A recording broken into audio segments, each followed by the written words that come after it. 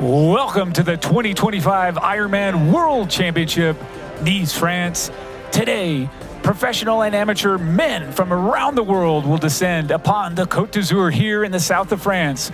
We are tackling a historic course and epic competition. I'm Michael Lovato, joined by Didi Griesbauer here in studio. Craig Alexander and Fraser Cartmel will be out in the field, as well as Matt Laidlow. The team today, super excited to bring live Ironman World Championship racing after a long 11-month wait. Didi, I can't wait to get started. I can't wait to get started. It's been a great week here in Nice. Today's Ironman World Championship is bringing together almost 60 of the world's top professional male triathletes. Of course, the women will be racing in October in Hawaii, but we've got rising stars, we've got veterans, we've got nearly 6,000 Ironman Pro Series points on the line, and we have a $375,000 professional prize purse, with the winner taking home $125,000.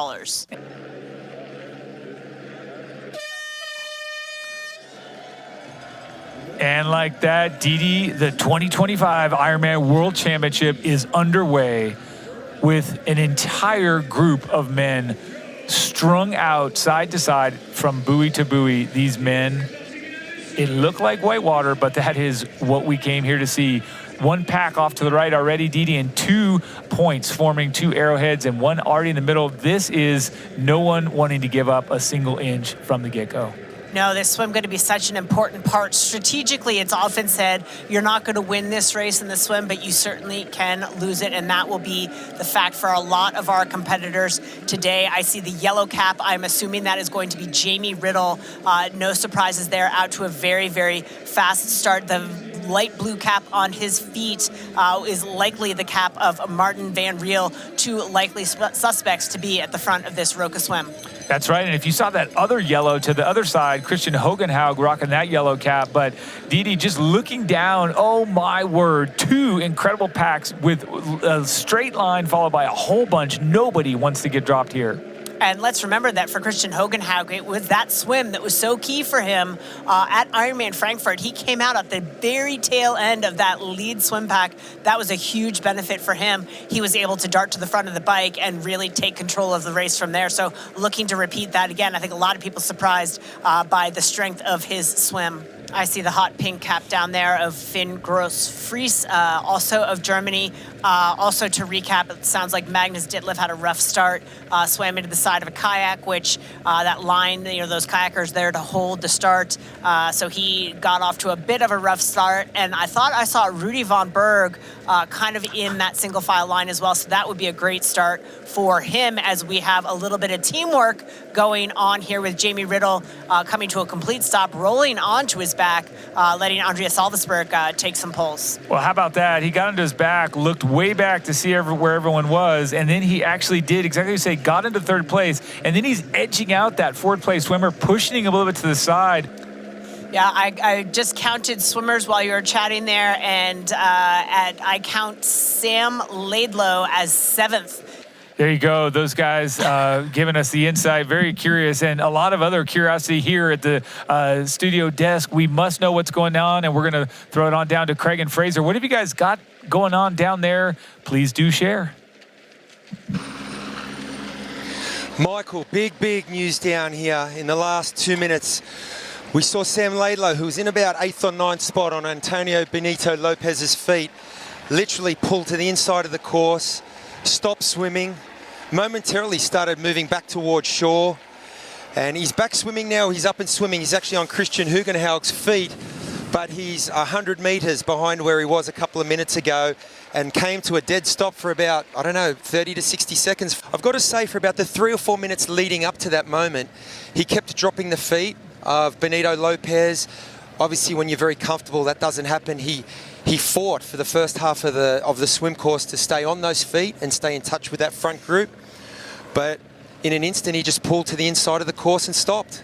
I mean, we've seen him swim a lot, right? I mean, I most recently watched him swim in Leeds, and he put on a clinic. He swam non-wetsuit when everybody else had a wetsuit on. That's how good he can be. So this is very, very uncharacteristic of a swimmer of Sam's capabilities. So, you know, he's battling. It's great to see he's back on Christian's feet. You never know. He's maybe just, I don't know. Well, we don't know, but he's hopefully going to manage to regather and regroup and just settle in. Thank you so much, Craig. Thank you, Fraser. That was what we were wondering about. We heard something about Sam Laidlow, very interesting. And of course, we may not know the exact reason for the stop until after the race, but we do know that he's back in and fighting. So very interesting. It could be a number of things. Could it be a cramp? Could it be just feeling terrible, a bit of a panic attack or some sort of asthma attack? I mean, we've seen it all, Dee Dee, and we just don't know. We have seen it all, just certainly unusual. And we had said it before and we'll say it again. We thought we knew how this might play out, and we are 32 minutes and 33 seconds into this men's Ironman World Championship, and it is nothing like we expected. Certainly some notable names that we expected to be at the front: Jonas Schomburg, Jamie Riddle, Andreas Salvesberg, Martin Van Riel, but absent that group, obviously Sam Laidlow, and that changes a lot of the dynamics of this race, I think, especially knowing that we've got Rudy von Berg and Christian Blumenfeld certainly in contention with that lead pack as well. So things already spicy. There's Van Riel there in the blue cap and the red and white sleeves. Great position. The athlete that's lost his cap, and Jamie Riddle there with the South African flag on his sleeves and the yellow cap. Orange being Jonas Schomburg. And Andreas Salvesberg at the front. And so Salvesberg appears he will be the leader out. Of course, they have to make their way up sort of that rocky beach. It has been carpeted to make it a little bit easier for the athletes, but right now appearing that Andreas Salvesberg will be our race leader out of the Roka Swim course. And also appearing that we are nearly 3 minutes in front of the course record that Marquardt also sort of shared with Braden Curry. Braden Curry came out of the water same time last year, 47:46, so that's impressive. These guys well below that, 2.5 minutes below that by the time they come under that Ironman arch, indicating the end of the Roka Swim course. But here we go, solid ground for Salvesberg first, gingerly at first, and now powering up the hill, taking off the swim skin and stopping the clock there. We'll get official results, but note that a probable, obvious course record as they run into this long transition, Dee Dee.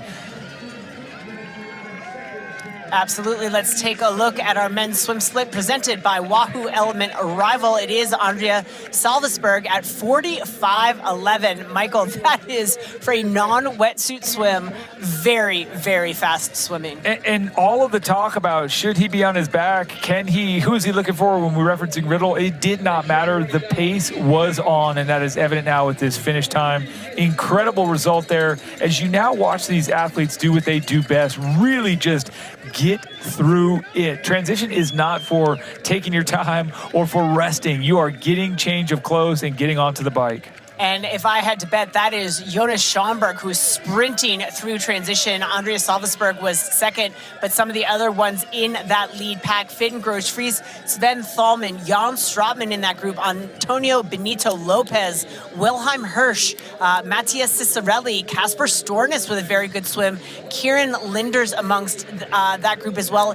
The lead group, 12 large, and then it is another 35 seconds to Kasper Stepniak, Rudy von Berg with Christian Blumenfeld, Matthew Marquardt at a minute back, Magnus Ditlev also in that group. Oh my gosh, that chase group is powerful.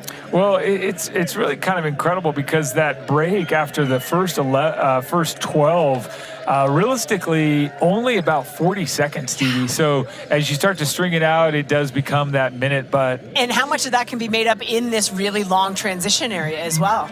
Much of it, yeah, great question. And I do believe quite a bit of it can. So I think most of our contenders here, I don't think anyone has realized yet that they are missing Sam Laidlow. As we watch Christian Hogenhaug come out of the water there, that's who you're looking at on camera, with pulled off that yellow cap. So at one point we had said Laidlow had fallen back to him, but let's just see. We're watching, I think that was Gustav Eden. I saw the green cap fly by. Check your tracker, but that's who I'm seeing if I still reference these colored swim caps.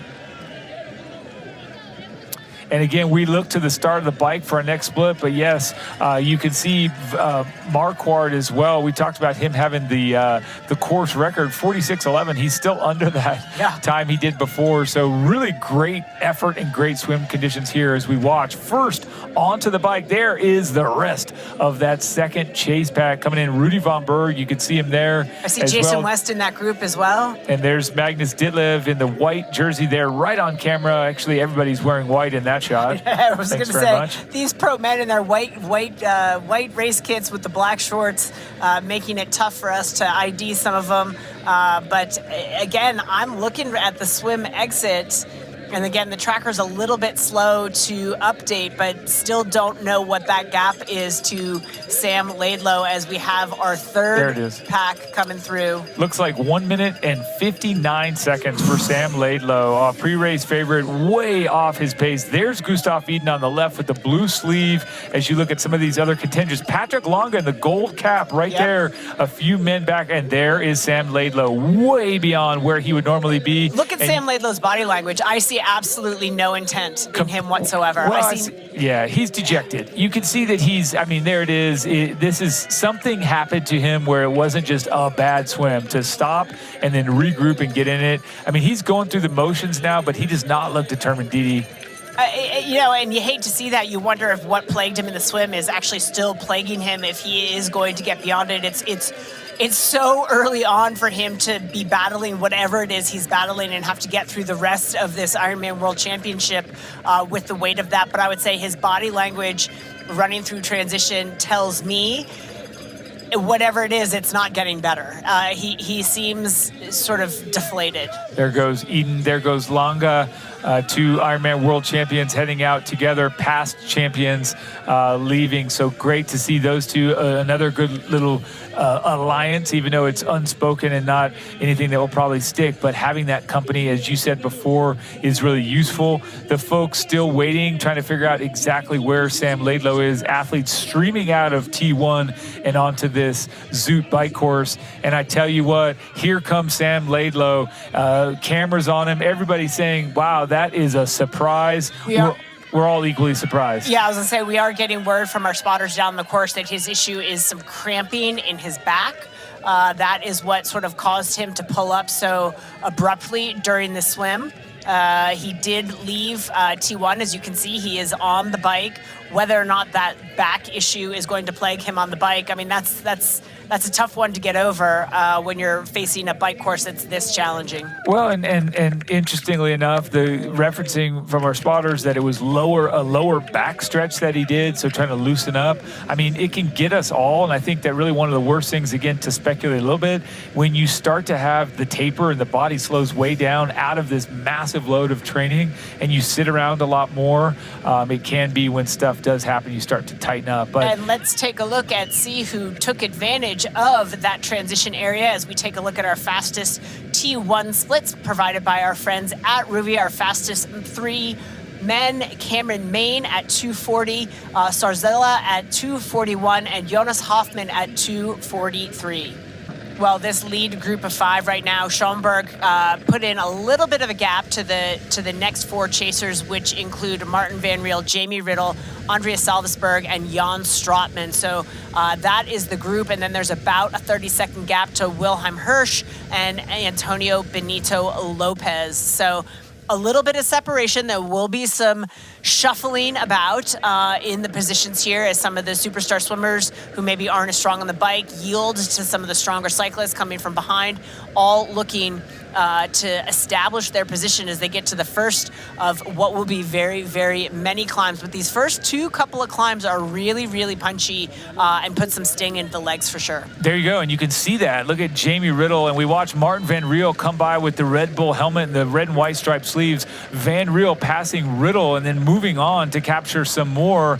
But this is a punchy, steep climb, out of the saddle, really grinding it. And of course, as we take a look at today's Zoot bike course, today's today's course takes athletes along a technical loop into the mountains with over 2,400 meters of elevation gain. They're going to face extended climbs, sweeping descents, winding switchbacks, testing both their climbing power, which we're seeing now as we see them sort of grinding up these climbs here. It's going to test both their cycling power as well as their bike handling skills.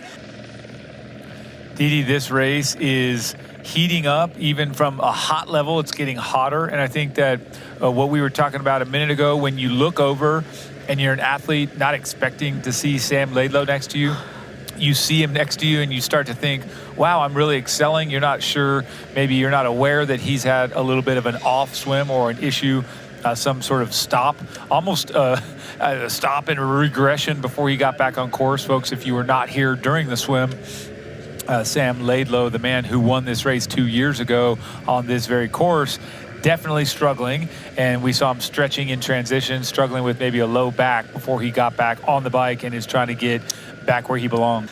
Quite a move by Sam Laidlow, and he's back. He is back, and it kind of makes you wonder a big what if. Had he done the swim we know he's capable of, would that move have put him now in front of these guys 2-3 minutes or with them? But nonetheless, you're watching a cool image there of Jamie Riddle from South Africa, Ironman World Championship rookie today, as we come back to another great shot of the high-tech bikes these athletes are pushing down the road, disc brakes. There was a time when you had to really be sort of mindful of the rim, the braking surface you had at a race like this due to the nature of the descents and the braking requirements. But now these bikes with the disc brakes and incredible aerodynamics, obviously this has been a nice evolution in our sport, driven by some of the brands like Ventum and others that have really been the cutting edge and pushing folks forward as you come in here. And we've talked about this athlete, Kieran Linders from Great Britain, just often throughout the day, he keeps surfacing, this young man. Yeah, he is currently sitting in 19th place. He is in that second chase group, not amongst the lead chase group, but hanging steady there within the top 20.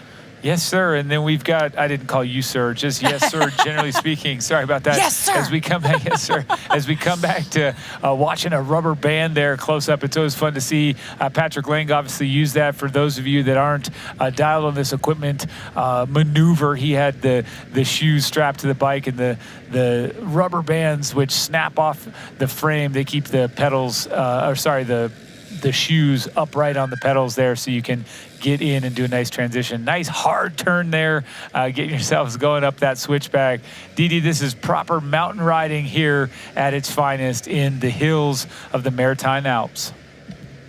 Wow, here, look at this move. Nick Thompson rolling past Christian Blumenfeld. We talked about how he was not one to just sit in. He's really taking the bull by the horns here. And the Aussie just looks great. He talked about how excited he was this morning when he woke up and his friends from Australia were here to watch him race. And he gave him a little kick in the pants in a good way. So there he goes, Those just are some ripping good it. friends, by the way. Let's just mention that. Because not only did they travel all the way over, but they surprised. And it's hard to keep a surprise because you're so excited. All you want to do is tell your buddies that you're coming. But yes, super cool to have that. And then this is your chase pack. You just saw it. Maybe that answers a bit of our question as well. If Nick Thompson is now at the front pushing, maybe he felt like, guys, we're getting splits back. We lost time. What are we doing? Let's go. Yeah, assuming they're getting splits back. I mean, that's the one tough thing about this course is that you're not getting that much information, right? Some of these villages pretty remote, tough to get to for support crews, et cetera, et cetera. Not a lot of roads, That's right. Not a lot of interstates to bring you out to this section of the course. So they may not, through this section, be getting a ton of feedback. But yeah, I mean, something certainly has lit a fire under Nick Thompson. And that, my friends, is Jamie Riddle off the course, but back on immediately. Around that bend, you saw him fly off course and immediately get back on. So you see someone that doesn't overcorrect, goes flying off course, loses, and then is that fast to get back. I still can't quite believe how quickly he was able to get off course and come back on. But folks, I can't even tell. He's giving you a little display of relief. We have Martin Van Riel holding that 26-second margin over the two very intimidating pursuers behind him in Sam Laidlow and Christian Blumenfeld. This man holding strong throughout, very technical in nature, especially for an Ironman race where we don't see a lot of this around the global circuit. But watching these switchbacks, the hard 180s, you're more reminiscent of a Tour de France race as Nick Thompson makes a move out of one of the turns and gets told off in a section he was getting told off by Casper Stornes there. And the slalom course meant to slow them down, but really giving a little bit extra challenge to these athletes to test their skill as they are aboard the steed, bombing down the hill. Didi? Well, my guess here is that is a no-pass zone, and I think Stornes probably thought that was a pretty cheap move, perhaps. Passing right in front of the no-pass zone? Right before the no-pass zone. Thought it was sort of a cheap maneuver, but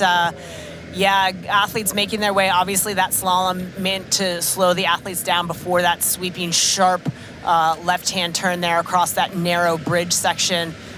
So, yeah, little words exchanged, temper starting to flare in the later stages of this Zoot bike course here. Martin Van Riel continuing at the front, but to your point, Michael, across that last timing mat, only about 30 seconds back at 129K. That's a little bit old data between him, Sam Laidlow, and Christian Blumenfeld.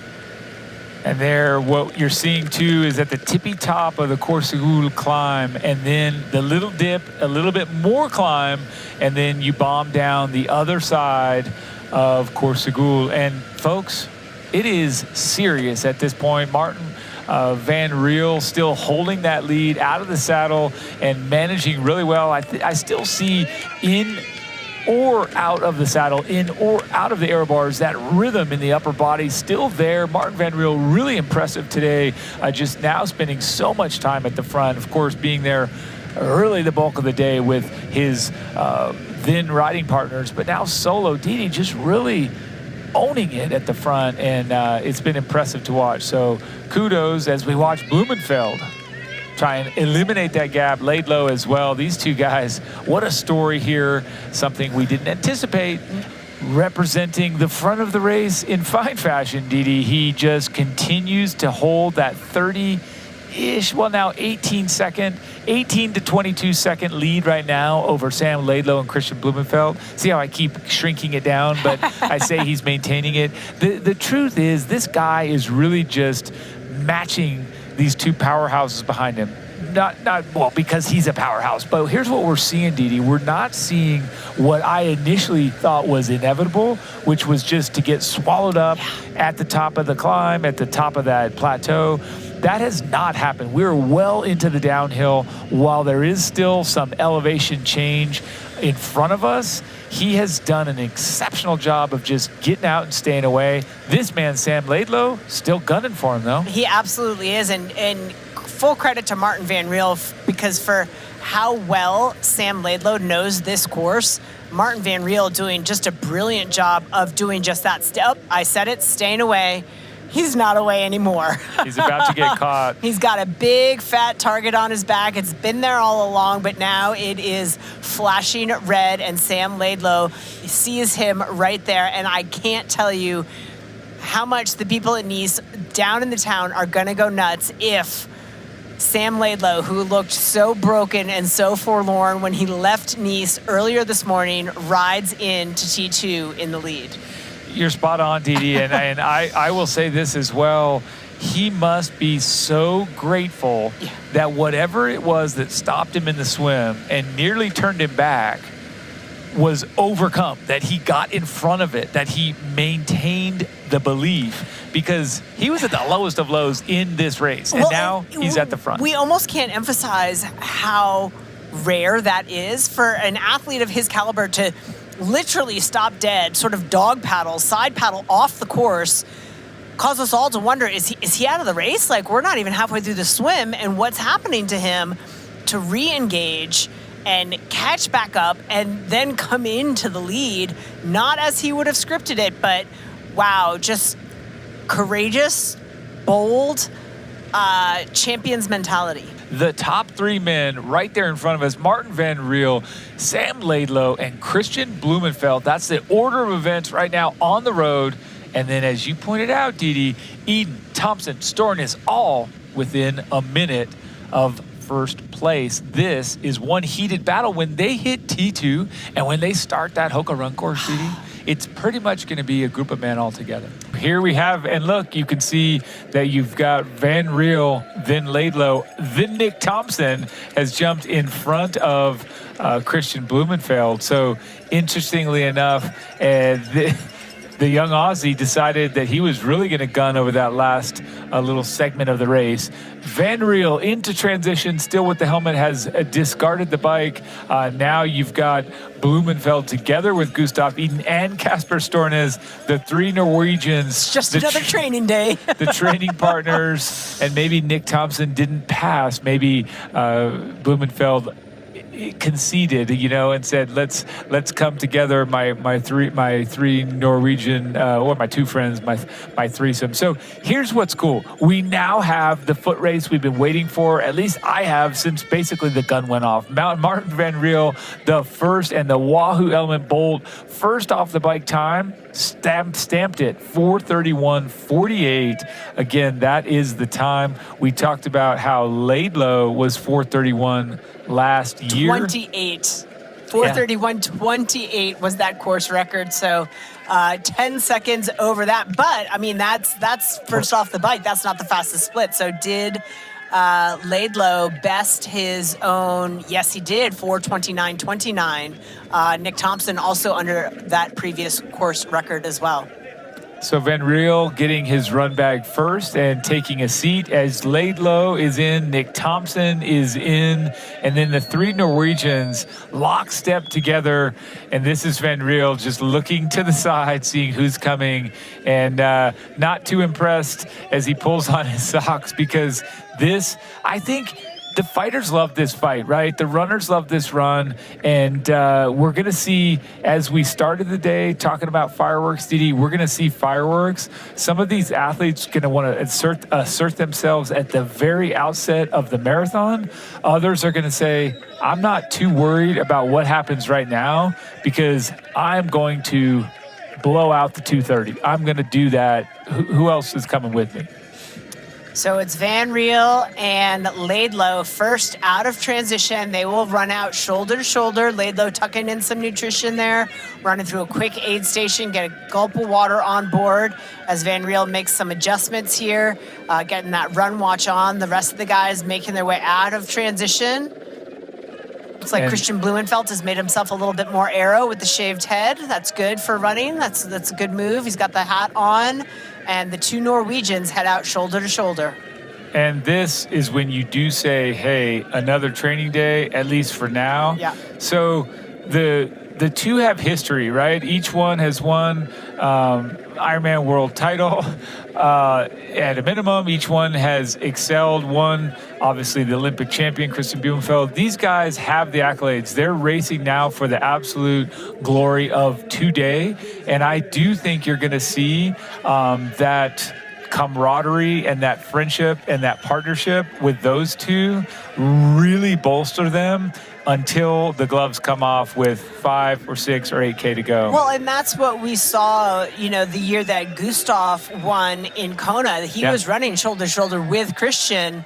And everyone was saying, oh, well, Christian's won this race before, but that year it was Gustav's turn. Gustav took the victory, and I think we're seeing the Gustav Iden of old. He's proven that his form and fitness and mental game is absolutely back on track. You're not wrong. We'll find out. These two still shoulder to shoulder. Sam Laidlow with the bucket hat, keeping the sun off. Van Riel, a standard full white cap, neither with a visor, neither with exposed skin on top. Sam tucking bottles into the kit, a move patented and made by Patrick Longa back in the day in Kona 17 or 18 when he came in and was establishing that this could be a place to kangaroo pouch your fluids.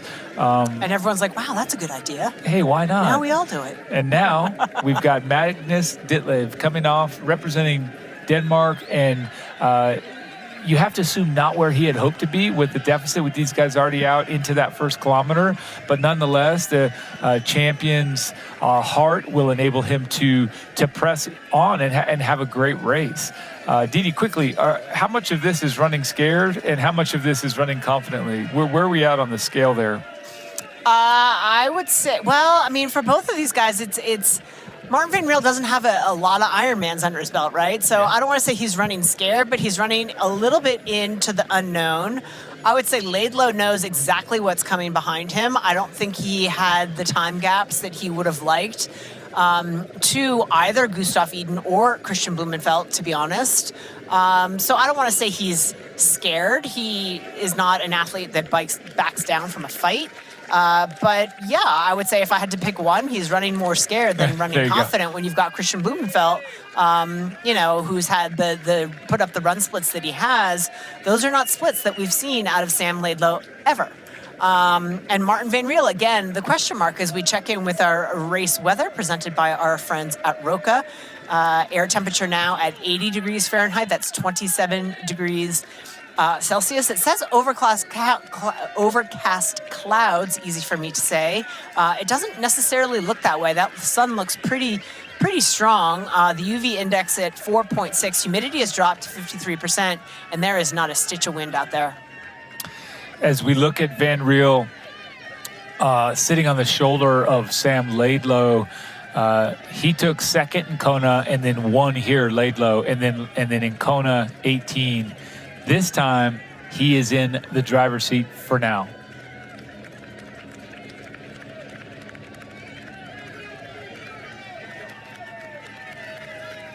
As the Norwegians head out, I don't want to say shoulder to shoulder, but Gustav Iden doing the pace setting of the two right now. They are only a handful of seconds behind, and I think Nick Thompson is somewhere in that mix as well. Actually, no, Gustav and Christian have gone past Nick Thompson as we have Riddle coming in here with Magnus Ditlev. They are into transition now together, the two of them. And the South African who led for so long, as part of that trio that led for so long. He looks sharp, he looks good, he looks ready for the challenge. Ditlev also looking good. And Didi, I just want to kind of talk about these two guys here on camera. Van Riel, when you talk about his 2:38 that he did in South Africa, that was 6 months ago. Yep. And in a completely different set of competitive circumstances. Sure. It earned him second place. But when you see that 2:38, if you forget about any sort of injury or downtime, is he capable of 5 or 6 minutes faster today, or is it more of the same, 2:38? You know, one would... I almost don't even want to say this because I'll be wrong. One would assume that in his Ironman in South Africa, he's been a little conservative. Okay. Right? No Ironman experience. Yeah. Right. Okay. I'm gonna try to get my slot. I don't know what's in front of me. I'm not gonna hit the ball out of the park necessarily. Okay. So now he sort of has a feel of it a little bit. Okay. Might know what's possible. 5 or 6 minutes is an awful lot. This is what we've all been waiting for. The two Norwegians from third and fourth coming into first and second. It's a bunch of athletes together. And Didi, Sam Laidlow still in front coming into this aid station. Martin Van Riel pouring water on his head. Then Gustav Iden in third. Really the power position. Or is that power position held by the man at the back, Christian Blumenfeld? This is the moment we've waited for. You know, it absolutely is. And one has to want to crawl inside of the mind of Christian Blumenfeld and say, you know, are you just playing with them? Again, on paper, has the fastest run splits of this group. Although Gustav Iden, we haven't seen Gustav Iden at his true self, in his true form, for 3 years now. So Gustav Iden proving that he is back on form as well. We've seen hints of it with a great performance at Oceanside earlier this year, and then a 4th place finish at Ironman Frankfurt. So the progression has been a steady one, back to form as the 4 athletes running now stride for stride. All 4 of them look smooth, each of them running their own style, their own form. But Didi, you know what? This is where, if I'm looking at each of these athletes, in particular starting with Blumenfeld, he knows his training partner very well. He knows that Gustav Iden is back in better form than he's been in, as is Stornes just a few steps back. I cannot count that many races where in an Ironman at any point I have 5 true contenders together, and this is 3 of our 4 Ironman World Championship title holders right there, Didi. We're only missing Patrick Longa. So that's telling you that there's contenders. Then we've got our 3-time Olympian, and we've got Casper Stornes. So realistically, this is a dream come true for those of us that like to watch a big battle and like to watch a race play out.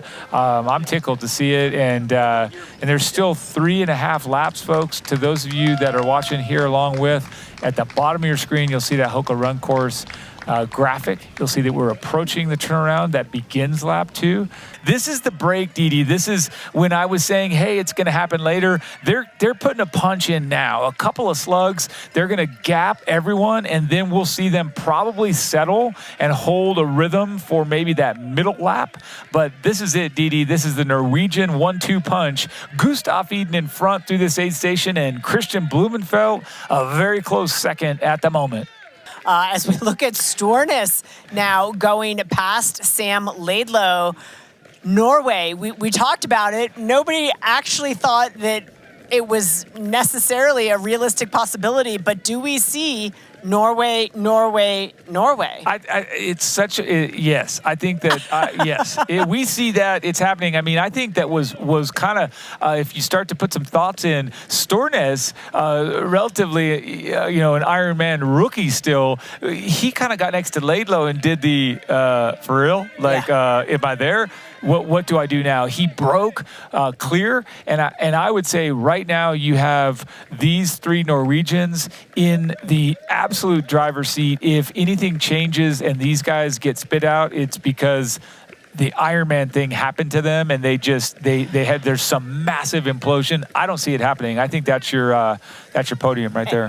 Head to head battle, and now they all happen to be Norwegian, but these 3 men just going toe-to-toe, and we are going into the second half of the run. He's really in a commanding position, and it's fantastic to watch through and through. So take a look at the precision fuel and hydration performance stats here for Casper Stornes, the man in front. That's right. Through 15.6 miles, this man was cranking an average pace of 3 minutes and 32 seconds per kilometer. We're estimating him coming through the next split at 6:55, thanks precision fuel and hydration. And Didi, 3:32, if you're a kilometer illiterate, that's still right around 5:35 pace, 5:35, we'll call it in the miles, average mile pace. So incredibly quick. It's still well under. I mean, let's just do this for those of you that aren't crunching the jock math. A 2:38, a 2:37 high is a 6-minute mile, or a 3:45 per K. We're just blowing that out of the water. Yeah. I mean, good night. Yeah, absolutely. And just for context, here with Gustav Iden, who is sitting, I'm not going to say comfortable because we're pretty deep into an Ironman at this point, but sitting comfortably in 3rd place, running 3:39 Ks to Sam Laidlow's 3:47 Ks to Martin Van Riel's 3:49 Ks. So those are your top 5. No resurgence from Sam Laidlow. Gustav Iden continuing to lose a bit of time to his 2 fellow countrymen up ahead. Like, he's really gaining by being up front. I think it's a very empowering position. Actually, you can tell by the posturing that I believe Blumenfeld was just peeking, taking a peek. It looked kind of like he was a little bit of, I can't be certain, but it looked like he was kind of peeking over to see what was behind him. I think, is that Gustav behind? I mean, there's a wheelie with him. It's got to be a camera. Yeah, way back. I thought they had just passed a fellow that was in white that looked right there. So they're all in white. So 13 seconds, yes. We have, but look at this. Another move. This is Blumenfeld losing ground to Stornes 100%. So they are no longer together. Stornes has opened up that gap. This is the most fascinating Ironman World Championship marathon that we've seen in a long time. And it is so good because now Stornes is gaining that energy. He does not hear or feel Blumenfeld on his shoulder anymore. This is unbelievable, and I want some more. This is Gustav Iden as he rolls back up on the shoulder of Christian Blumenfeld. They're approaching that final turn at the finish/transition area, and then they do have that crazy last turn there. But remember, each lap is about 10.5 kilometers, and that is how we get through 4 laps of the Hoka run course. Right now, we've got Gustav Iden back in front, the 2022 Ironman World Champion, in front of Christian Blumenfeld. He is the Norwegian of the hour, Kasper Stornes, on his way in his rookie debut at the Ironman World Championship, going to take home a title to become the Norwegian of the hour. Kasper Stornes putting on a show here today ahead of his fellow countrymen Gustav Iden and Christian Blumenfeld. We're going to bring it to the finish line with our Ironman World Champion, the other Norwegian. No longer. No longer. He's giving the disbelief gesture and still soaking up those high fives, a couple of low fist pumps, but really this is his moment. There you go. That is how you celebrate some high fives and really a proper celebratory fist pump. This man has earned every second of this praise and recognition today for what he has done. And Gustav Iden has resurrected himself, looking fine as he charges his way towards the finish line. Halfway through this last lap, he went through a bit of bother, and Christian Blumenfeld got by him, but he was able to settle the belly and get back on it. He has gone past Christian Blumenfeld, sitting comfortably in second place, but that's not going to matter because it's all this man, Kasper Stornes, the flag in hand. And that is right. Today we have seen history unfolding, and now the happy face, the celebratory face, and pictures of Kasper Stornes as he comes home with the Norwegian flag proudly draped on his shoulders. Today, our 2025 Ironman World Champion is Kasper Stornes from Norway.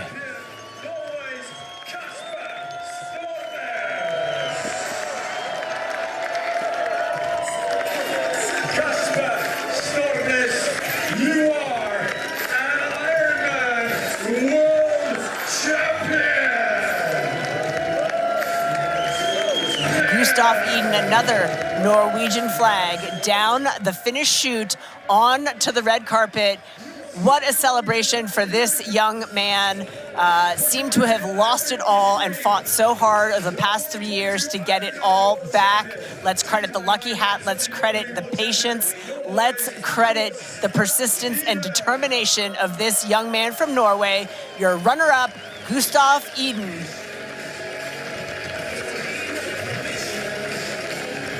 Oh, gosh. Not coming easy there for Blumenfeld. Oh, gosh. Okay. Yeah, he's looking behind him now. He does have a bit of cushion. There is the carpet right there. He just has this little right-hand turn down the finish chute. He's just got to jog it in. He can't try to do too much or he's going to have a really tough time getting there. But here he is, third place. Didn't pan out quite the way he thought. We thought he would be the fastest runner on the day. Coming off the bike, we thought it would be his day. He has certainly had his struggles, but let's give it up for the third step on the podium, also from Norway, Christian Blumenfeld.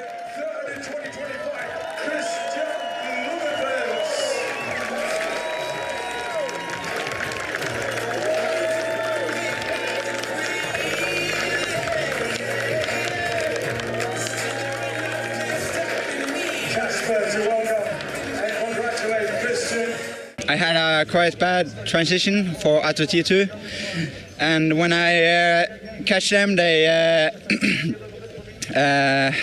increased the pace out on the second lap. So then I just stick to my plan. I ran 3:30 pace, and yeah, trusted that this is the too fast pace for now. And then I catch them out on a third lap and try to relax a bit, and then I increased the pace and got a gap on Christian after when it was 15k to go, and then I just needed to stick into it. And yeah, I didn't believe it before it was like 3k to go. Then I knew, okay, now it's too much time to catch me, and yeah. But have a look here. This is going to be today's results for the Ironman World Championship. We know first place went to Kasper Stornes, 7:51.39. Norway, Gustav Eden, 7:54 in second place. And Christian Blumenthal for 7:56 and third place, Didi. And of course, Martin Van Riel on debut at a World Championship event in fourth. Sam Laidlow, after a rough start, coming home in fifth. Jonas Schomburg in sixth. Nick Thompson from Australia in seventh. Top USA finisher Matthew Marquardt takes eighth. Patrick Longa, the defending Ironman champ, he came home in ninth, with Jamie Riddle from South Africa in 10th. On behalf of Didi Griesbauer, Craig Alexander, Fraser Cartmel, and Matt Lieto, au revoir from Nice. This copyrighted broadcast of World Triathlon Corporation may not be retransmitted, reproduced, rebroadcast, or otherwise distributed or used in any form without express written consent of World Triathlon Corporation.